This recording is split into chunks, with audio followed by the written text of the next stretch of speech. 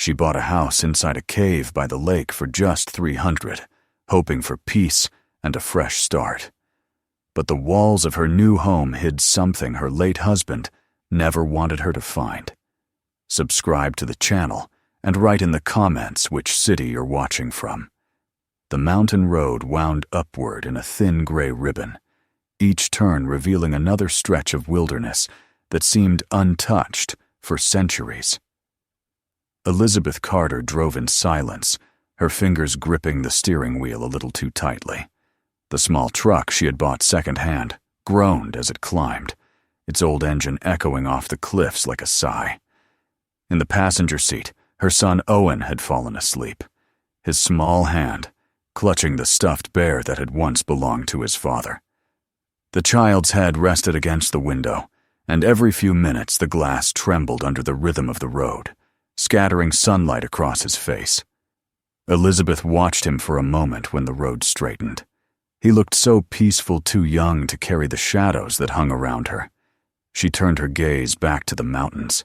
The peaks rose like dark sentinels ahead, and somewhere among them waited the place she had chosen.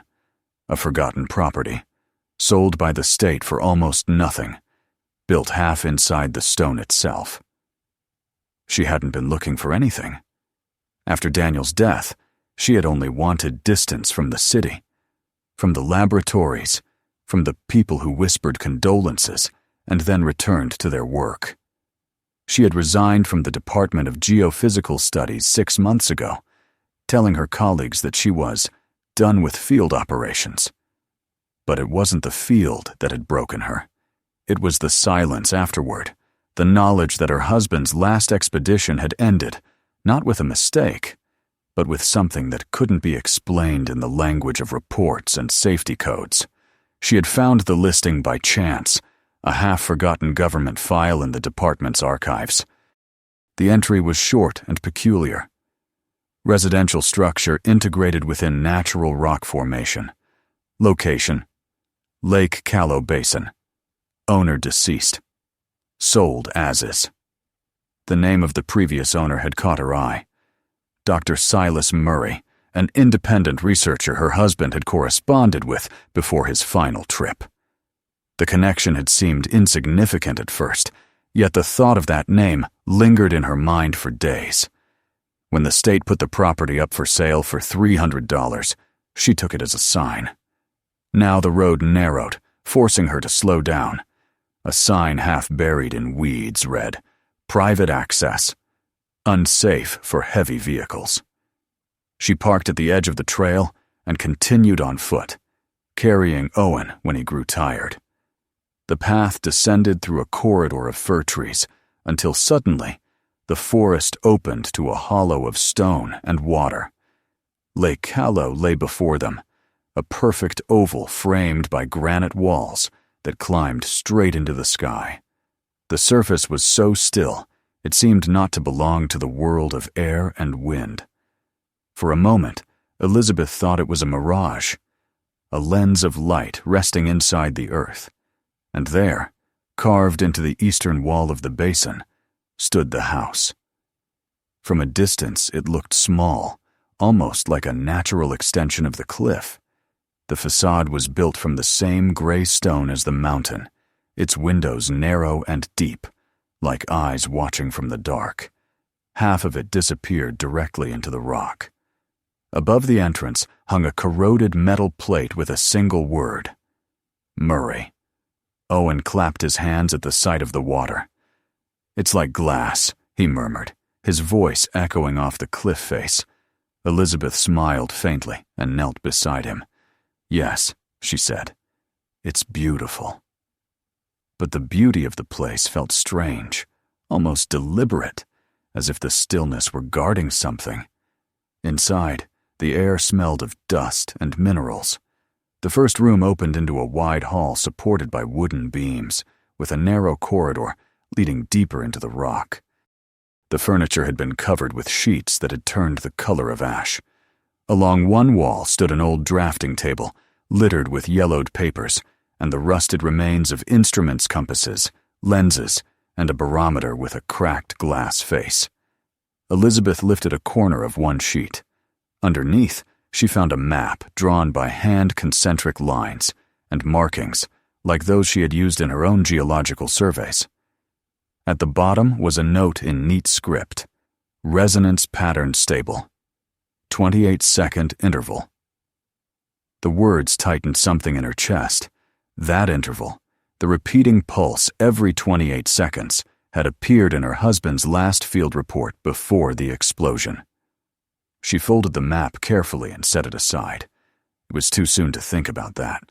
She had promised herself that this move wasn't about research. It was about peace. For the next few hours, she cleaned. Dust filled the air, floating in the slanted light like snowflakes that refused to fall. She opened the windows where she could, though most of them faced the stone itself. The back rooms were colder, the walls wet to the touch. Water dripped somewhere in the distance, a rhythmic, hollow sound that echoed through the corridors. By dusk, the house felt slightly more alive. Owen had claimed a small bedroom near the entrance, decorating it with his toys and a blanket covered in stars. Elizabeth cooked a simple meal on a portable stove and sat with him on the wooden floor. The boys' laughter filled the hollow rooms, and for a while, she let herself believe that the silence of the mountains was kindness, not indifference. When night came, she stood at the threshold, looking out over the lake. The surface shimmered faintly, though there was no moonlight.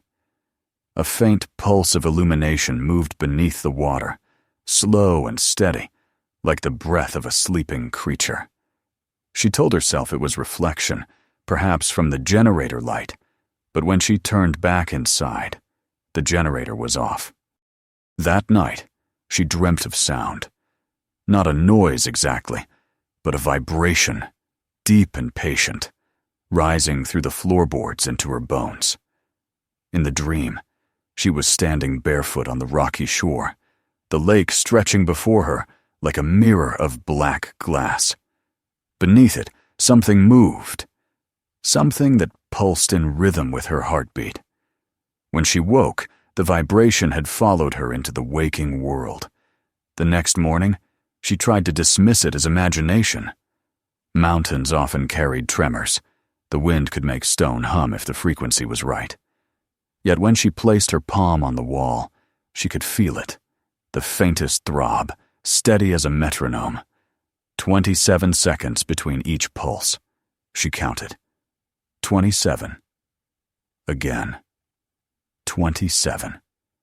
She found her old field kit in one of the boxes she had brought from the city, a compact seismograph, some calibration tools, and a notebook. She set the seismograph on the floor and turned it on. The needle began to twitch immediately, tracing a perfect series of rhythmic waves. Probably underground water, she said aloud, though no one was there to hear her. She wrote down the data anyway. It was what Daniel would have done. Later that day, Owen wandered to the water's edge while she was repairing a loose board near the kitchen. When she called to him, he came running, his face pale. "Mommy," he said, tugging at her sleeve. The water was breathing. She laughed softly to calm him, but the words unsettled her. That night, she watched the lake again from the doorway. The glow was still there, soft, pulsating, almost tender. Days passed in quiet repetition. She cleaned the rooms one by one, found old journals half-eaten by mold, and made simple meals for Owen. The generator worked only intermittently, so most evenings were lit by candles. Yet the hum beneath the floors never stopped. Sometimes it deepened, becoming a low, resonant tone that filled the air like the vibration of a cello string. She began to write observations, just as she used to in the field. Low-frequency resonance detected at 26. 8-second intervals. Source unknown. Possible geological cavity beneath lake. She underlined the last two words twice. One night, as the wind howled through the upper cliffs, she woke to a sharp crack stone against stone. The vibration surged once, strong enough to rattle the windows, then faded. She rose, wrapped a coat around her shoulders, and went to Owen's room. The boy was asleep, his small chest rising and falling steadily. But on the wall above his bed, a faint trail of dust had fallen from a crack in the rock, forming a thin gray line down to the floor. Elizabeth touched it. The rock was warm. For the first time in years, she felt the stirrings of the old instinct, the scientist's hunger to understand. Yet it came mixed with fear. She had left that world behind, or thought she had. Now the mountain itself seemed to whisper her back. In the morning, the hum had returned to its gentle rhythm. She prepared breakfast, watching the lake through the window. The light beneath the water was visible again, brighter than before. It pulsed 3 times, paused, then began again. Owen pointed with his spoon. "It's saying hello." She smiled weakly. Maybe it is. But deep inside, Elizabeth knew that lakes did not breathe, and stone did not hum without reason. Something beneath this mountain was alive or remembering. That evening, she retrieved the old field camera and recorded the vibrations. The readings were precise, consistent, impossibly regular. 27 seconds. Over and over. She stared at the paper roll as the needle etched its rhythm into the chart. The pattern was almost beautiful. She wrote a single note in the margin before closing her journal for the night. The mountain is alive, or it wants to be heard. Outside, the glow beneath Lake Callow brightened once more, washing the cliff walls in a faint blue shimmer. The house, half buried in stone, seemed to breathe along with it. And as Elizabeth stood at the window, listening to the steady pulse that now matched the beat of her own heart, she realized that silence would never again mean peace. It would mean listening. The hum had become a companion, no longer frightening but persistent, as if the stone itself had accepted her presence and was waiting for her to respond. Elizabeth tried to ignore it at first, convincing herself that it was only the natural rhythm of water moving through cracks beneath the mountain. Yet the consistency was too exact, the timing too precise. Every 27 seconds, a faint vibration rolled through the house like a pulse. It came from below, from the heart of the mountain itself, and it called to something inside her that had lain dormant since Daniel's death. She spent the next few days taking small measurements with the portable seismograph she had set up in the main room. Each morning, she would check the strip of paper it produced overnight, the lines forming an elegant heartbeat across the surface. The more she studied them, the less they seemed random. The intervals were identical, the amplitude constant. It was as though some vast mechanism was operating far beneath the lake, steady and alive. Owen adjusted to their new life quickly, as children do. He spent his mornings collecting pebbles along the shore, stacking them into small towers, and watching them topple into the water. Sometimes he would press his ear to the ground and laugh, saying he could hear the sleeping drum. Elizabeth smiled at his imagination, but the phrase unsettled her more than she cared to admit. One evening, while she was sweeping the corridor that led toward the back of the house, her broom caught on something metallic embedded in the wall. It gave a hollow sound when she struck it, a dull, echoing clang that didn't belong to stone. She crouched, brushing away the dust with her hands. The surface beneath was smooth and cold, a patch of metal covered with a thin layer of cement. She tapped it again, and the sound resonated faintly down the hallway. Later that night, after Owen had fallen asleep, she returned with a small lamp and one of the tools she had used for field work. Carefully, she chipped away the cement. Each stroke revealed more of the hidden surface, until the outline of a door took shape. A solid iron door set flush with the rock. It had no handle, only a small, round indentation where a lock might once have been. Above it, barely visible under the grime, were engraved words. Aura System. Her pulse quickened. She recognized the term from her husband's notebooks, though she had never known what it meant. For a long moment she stood there, breathing the cool air of the corridor, feeling both excitement and dread. If Daniel had known about this place, if he had worked on whatever system this was, then perhaps the truth about his death lay behind this door. It took 2 days of cautious work before she managed to break the lock. The hinges groaned when she pushed, releasing a cloud of stale air that smelled faintly of oil and iron. Behind it lay a narrow staircase descending into darkness. She hesitated, listening for movement, but there was only the distant drip of water and the steady, familiar vibration beneath her feet. She descended slowly, her lamp casting trembling circles on the walls. The steps were carved directly into the rock, worn smooth by time. When she reached the bottom, the space opened into a chamber larger than any she had expected. Tables lined the walls, covered with old instruments and coiled wires. Glass tubes, rusted machines, and thick journals lay scattered across the room, untouched for decades. Dust blanketed everything, yet the arrangement suggested that whoever had worked here had left in haste, not decay. At the far end stood a tall frame of metal rods supporting a lattice of crystal's clear quartz, shot through with veins of copper.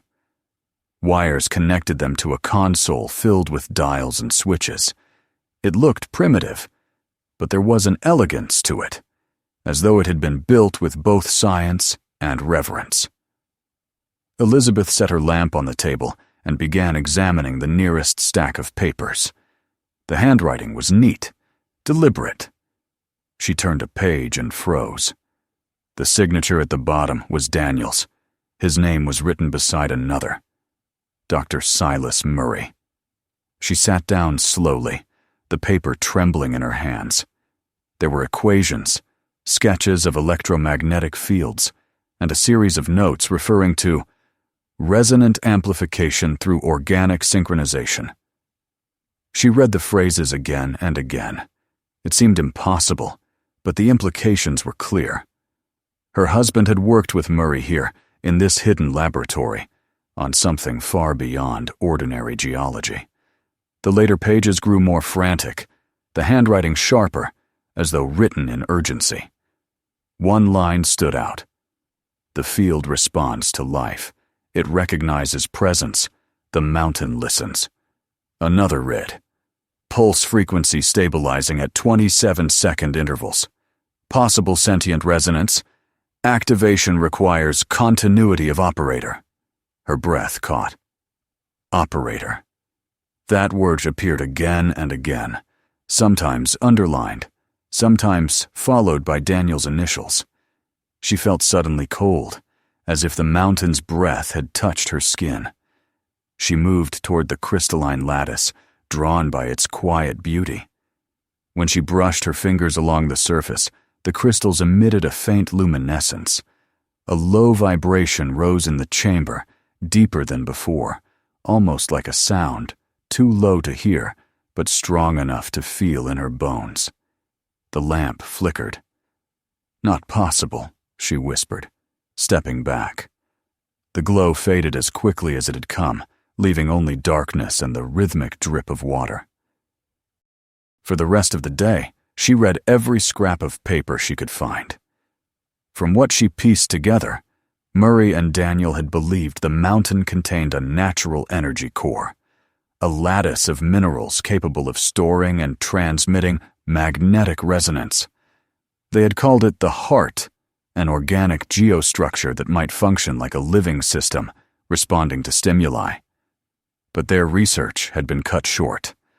The final entry in Murray's journal was dated the night before his disappearance. The source answered, signal repeating. We proceed at dawn. No further notes followed. That night, Elizabeth lay awake, listening to the steady hum beneath the floor. The air in the room seemed thicker, charged with some invisible presence. When she finally drifted into sleep, she dreamt of standing beside the lake under a sky of shifting light.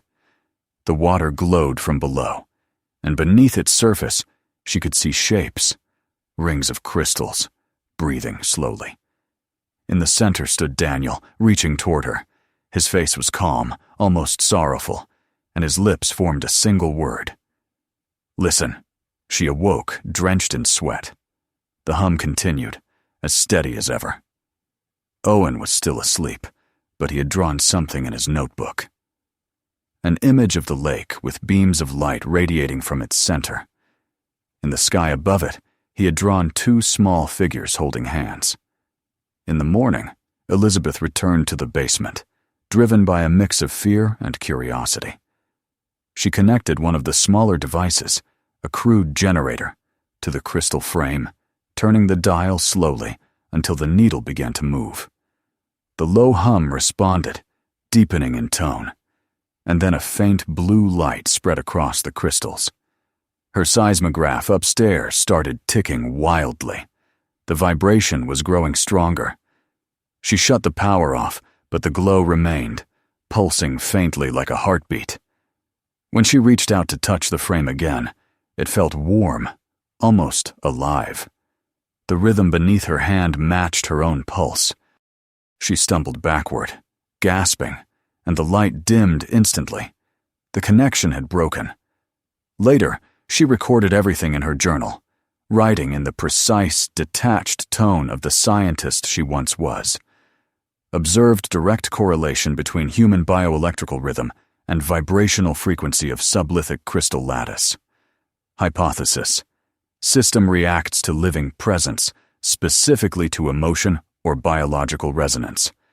Further study required. But beneath the calm language, her thoughts were chaotic. What kind of system could respond to human emotion? What kind of mountain breathed and listened? As evening approached, the hum intensified again, spreading through the walls like a living pulse. The lake outside shimmered with a pale blue glow, stronger than ever before. When Elizabeth stepped to the doorway, the sight took her breath away. Beneath the water's surface, a faint structure was visible, a circular formation of stones or crystals arranged with mathematical precision. It hadn't been there before, or perhaps it had always been hidden by darkness. Owen stood beside her, clutching his bear. "It's waking up," he said softly. She didn't correct him. She couldn't. The next day, she explored deeper into the tunnels branching off from the laboratory. One narrow passage led downward, spiraling along the contour of the rock. The air grew cooler, and the walls began to shimmer faintly with mineral veins. After several meters, she reached a chamber where the stone floor opened into a pool of clear water. From its center rose a circular ring of metal embedded with the same copper-veined crystals she had seen above. It was a machine, though its design seemed more organic than mechanical. The crystals pulsed gently, reflecting the light of her lamp in shades of blue and gold. She felt drawn to it, as if the thing recognized her presence. When she knelt and reached out, the water around the ring began to ripple outward in concentric circles, perfectly timed with her heartbeat. Her body felt weightless for an instant, her vision filled with light, and then everything fell silent. The vibration stopped completely, replaced by a profound stillness. "Daniel," she whispered, though she hadn't meant to speak. The sound of her voice broke the silence, and the pulse resumed, stronger than before. When she climbed back to the house, the air outside was electric. The lake glowed more intensely now, reflecting patterns that moved like breathing. The house seemed to resonate with it, timbers creaking as if they shared the rhythm. Elizabeth held her son close that night, unable to sleep, listening to the sound of the living mountain around them. Before dawn, she returned once more to the hidden lab. The crystals flickered as she approached, responding before she touched them. On the desk, she found a final page she had somehow missed, a torn fragment from Daniel's handwriting. She will know when the time comes. The heart remembers those who listen. Her hands trembled as she held the note. The meaning was unclear, yet she felt its truth. Whatever this system was, whatever Murray and Daniel had awakened, it was waiting, not for them, but for her. Outside, thunder rolled distantly across the peaks. The vibrations grew deeper, steadier, filling the air like the breath of the earth itself. The mountain was alive, and it was listening. Elizabeth could feel it now, each pulse, not as an echo beneath her feet, but as something that moved through her, connecting her to the unseen depths below. She sat at the edge of her bed, with the lamp burning low, her son asleep beside her, and wrote her last note of the night. The heart is aware. I have become part of its rhythm. Then she put down the pen and listened, her eyes fixed on the faint blue shimmer spreading once more across the surface of the lake. Certain that somewhere beneath that glassy stillness, Daniel's voice was waiting to speak again. The storm came without warning. The morning sky, clear at dawn, had turned leaden by the time Elizabeth stepped outside to check the waterline. Wind pushed across the lake in low gusts, scouring the surface until it lost its mirror stillness. The hum that had once been a subtle pulse beneath her feet now resonated in the air itself, vibrating through the wooden frames of the house like the slow beating of an enormous heart. Each wave of sound was deeper than the last, almost musical, and though it frightened her, she could not help feeling that it was calling her by name. For 2 days she had barely slept. Since discovering the underground ring of crystals, the rhythm of the mountain had changed. It no longer waited in the background. It surrounded her, pulsing through the air, filling her dreams with flashes of light and the faint outline of Daniel's face. She had begun to speak to him aloud, softly, as she worked in the laboratory. The empty walls seemed to answer, sometimes with an echo, sometimes with silence, so complete it pressed against her chest like weight. Now, as thunder rolled across the peaks, she sensed the resonance growing unstable. Her instruments, the few still functioning, displayed erratic spikes, the steady 27-second pattern now fluctuating wildly. The system was trying to balance itself, yet it no longer seemed to know how. She thought of Daniel's note, the words etched in her memory.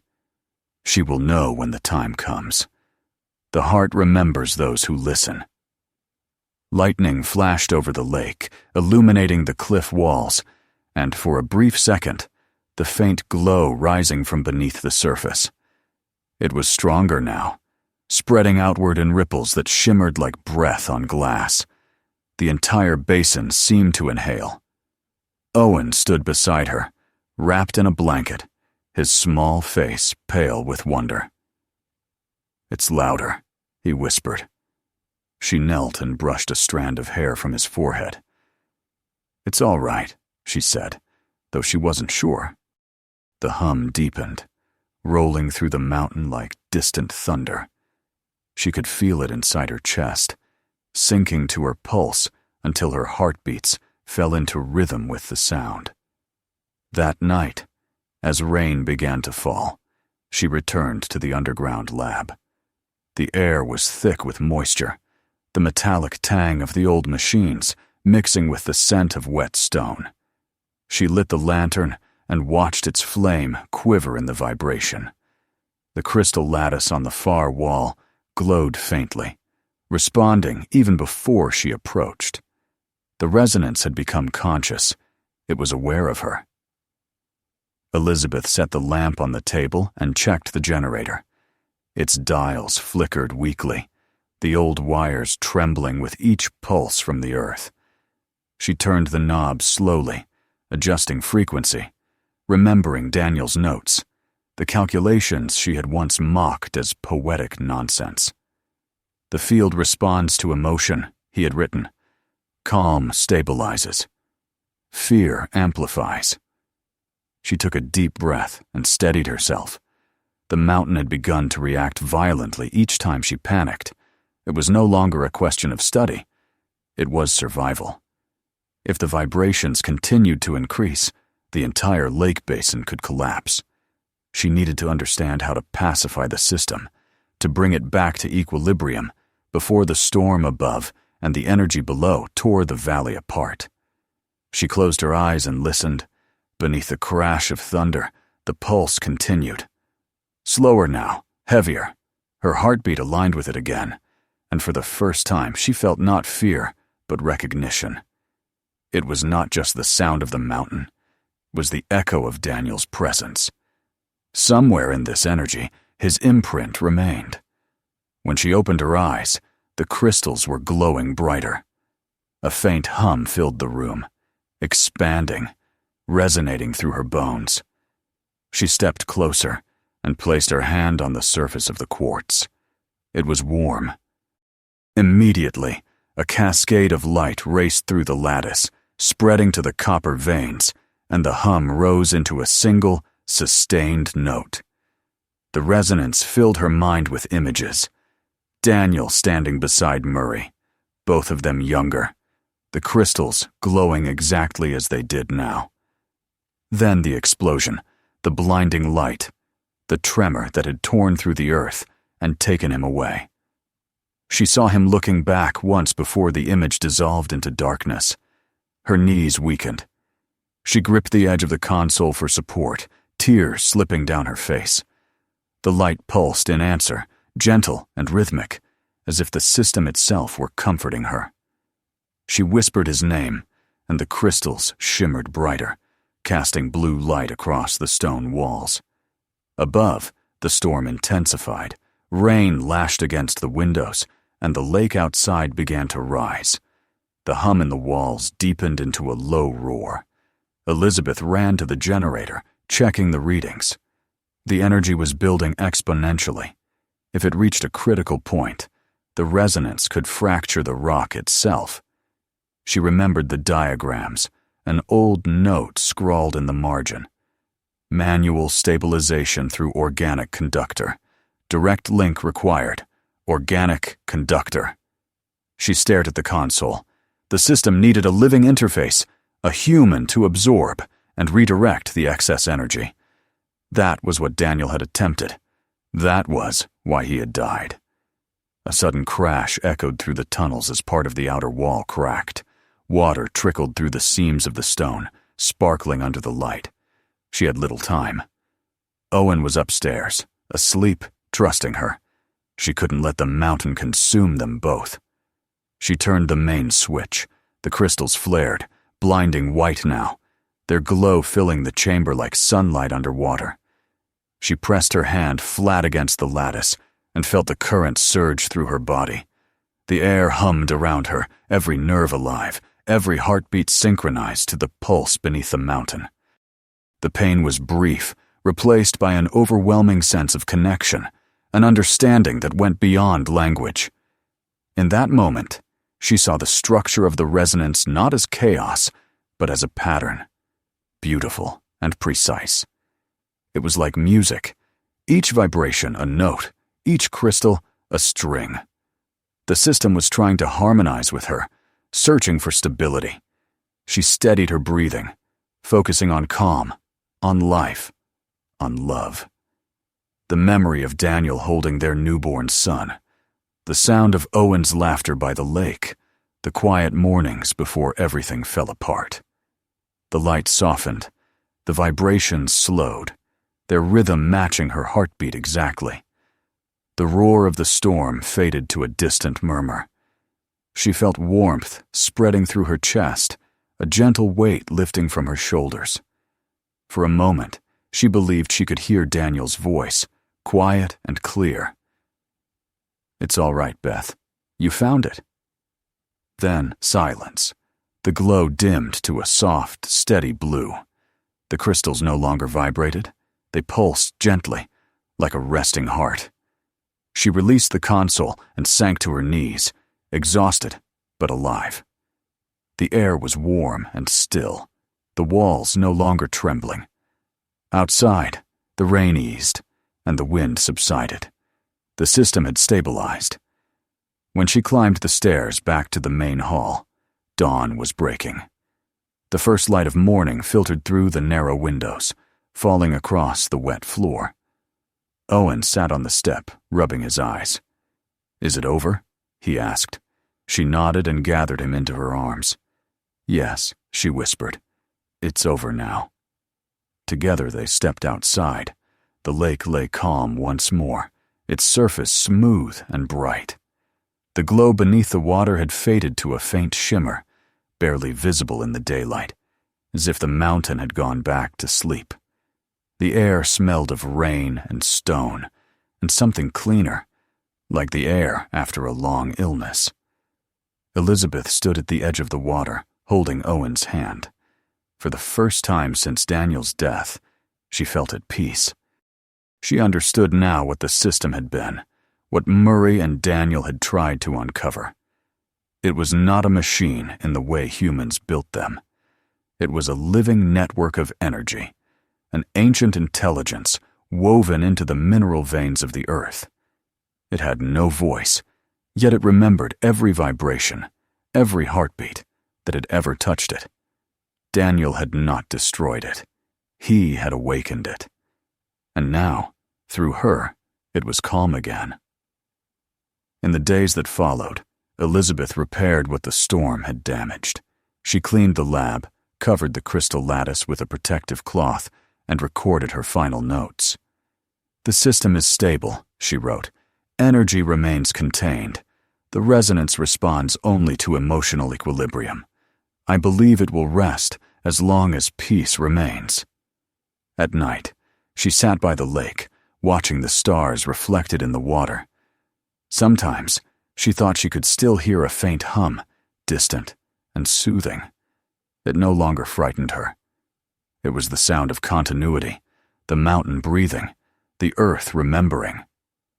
Owen played nearby, drawing patterns in the sand. He traced circles that rippled outward like waves, each one perfectly spaced. She smiled, recognizing the pattern from the seismograph's old printouts. Her son, without knowing it, was echoing the rhythm of the mountain, life repeating itself, gentle and endless. As twilight deepened, Elizabeth felt the last remnants of fear slip away. The house behind her, half of it hidden in the rock, stood firm and silent, no longer haunted but alive in its own quiet way. The glow beneath the lake flickered once more, soft, pulsing faintly, as if acknowledging her. She closed her eyes and listened.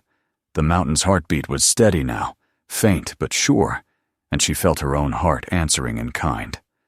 For the first time, silence truly meant peace. If this story moved you, make sure to subscribe so you never miss the next one. Take a moment to watch the next video waiting for you right now. There are so many more stories to discover. And don't forget to share this video with your friends and family. Some stories are too powerful to keep to yourself.